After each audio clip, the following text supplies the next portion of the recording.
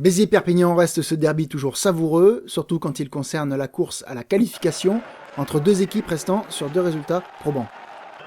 Après l'ouverture du score biterroise par Munro, la réplique catalane va s'organiser autour de cette touche de Genevois et de ce Moll qui déroule au sprint et envoie ce même Genevois marquer le premier essai du match.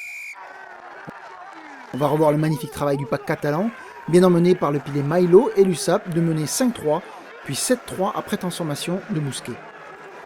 Là encore, le Moll va être la clé. Cette magnifique combinaison sur pénal-touche envoie le biterrois Ramoneda facilement derrière la ligne.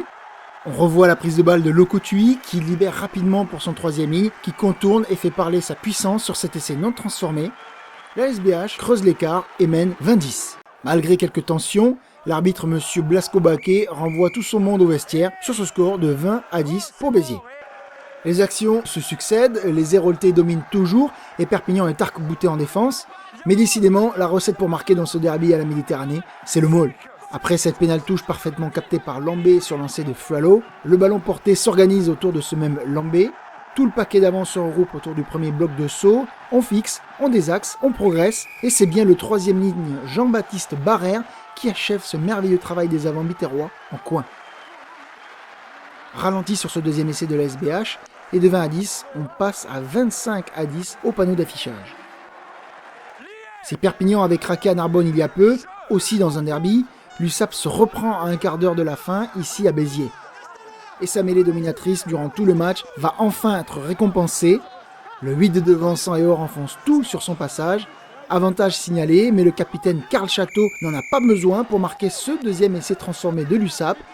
Avec ce 27-17, l'espoir de ramener un bonus défensif inespéré renaît pour les hommes du duo Benetton-Gélez. Les Catalans vont s'en remettre à la formule magique de cette partie, le Moll pénétrant. Il reste quelques secondes et le score est de 27-17. La balle est captée par Château sur la touche. Château qui a le temps de revenir participer à l'avancée collective. On passe par le sol. Avantage en cours signalé par l'arbitre. Avance et trois quarts se mêlent pour essayer de marquer cet essai du bonus défensif. La sirène retentit dans le stade de la Méditerranée. Le pilier remplaçant Forletta évite un plaquage et croit y aller seul. Et c'est finalement le flanqueur international écossais Ali Strokosch qui marque cette troisième réalisation importante à plus d'un titre pour des Catalans en reconstruction.